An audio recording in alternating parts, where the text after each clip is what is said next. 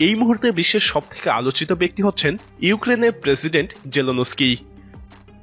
কারো কাছে তিনি দেশপ্রেমিক বীর, আবার কারো কাছে তিনি ইউক্রেনের দুর্দশার কারণ।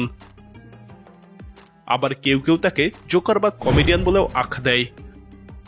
তবে বাস্তবে তিনি সত্যি কমেডিয়ান ছিলেন। আবার তিনি ইউক্রেনের প্রথম ইহুদি প্রেসিডেন্ট। তাকে রাশিয়ার হাত থেকে বাঁচানোর জন্য ইতোমধ্যে মাঠে নেমেছে ইসরায়েল। ইসরায়েলের সাবেক প্রধানমন্ত্রী বেঞ্জামিন নেতানিয়াহু জেলেনস্কি এবং রাশিয়ার মধ্যে ঝামেলা মিটমাট বা মধ্যস্থতা করতে সফর শুরু করেছেন। জেলেনস্কির পুরো নাম ভলদিমির ওলেক্সান্দ্রভিচ জেলেনস্কি। 1978 সালের জানুয়ারি মাসে ইউক্রেনের পূর্বাঞ্চলে রাশিয়ান অধ্যুষিত এলাকায় জন্ম নেন তিনি। দ্বিতীয় বিশ্বযুদ্ধের সময় হিটলারের ইহুদি নিধন অভিযানে তার পূর্বপুরুষদের সবাই নিহত হন, কেবল তার দাদা বেঁচে যান। যাই হোক, জেলেনস্কি আলোচনায় আসেন 2015 সালের অভিনয়ের মাধ্যমে। ওই বছর সার্ভেন্ট অব দ্য পিপল নামে একটি কমেডি অনুষ্ঠানে তিনি ইউক্রেনের প্রেসিডেন্টের ভূমিকা পালন করেন। অনুষ্ঠানটি তুমুল জনপ্রিয়তা অর্জন করে। এই জনপ্রিয়তাকে কাজে লাগিয়ে তিনি সত্যি সত্যি প্রেসিডেন্ট হওয়ার লড়াইয়ে নামেন। তার অনুষ্ঠানের নামেই রাজনৈতিক দল গঠন করেন সার্ভেন্ট অব দ্য পিপল নামে। 2019 সালে তিনি কমেডি শোর প্রেসিডেন্ট থেকে সত্যিকারের প্রেসিডেন্ট হন। তবে সমালোচকরা মনে করেন তাকে প্রেসিডেন্ট বানানোর পিছনে আমেরিকার ভূমিকায় প্রবল। কেননা তিনি ক্ষমতা নেওয়ার পর ইউক্রেনের রাশিয়াপন্থী রাজনীতিবিদদের গ্রেফতার এবং নির্যাতন শুরু করেন। রাশিয়াপন্থী গণমাধ্যম বন্ধ করে দেন।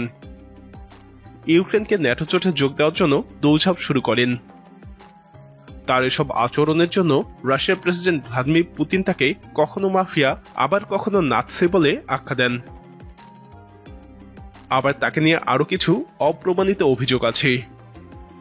বলা হয় তাকে ক্ষমতায় বসানোর পেছনে ইসরায়েল এবং আন্তর্জাতিক ইহুদি গোষ্ঠীর হাত রয়েছে। বিশেষ করে ইসরায়েলের চিরশত্রু সিরিয়াকে যুদ্ধে পতনের হাত থেকে রাশিয়া উদ্ধার করেছিল।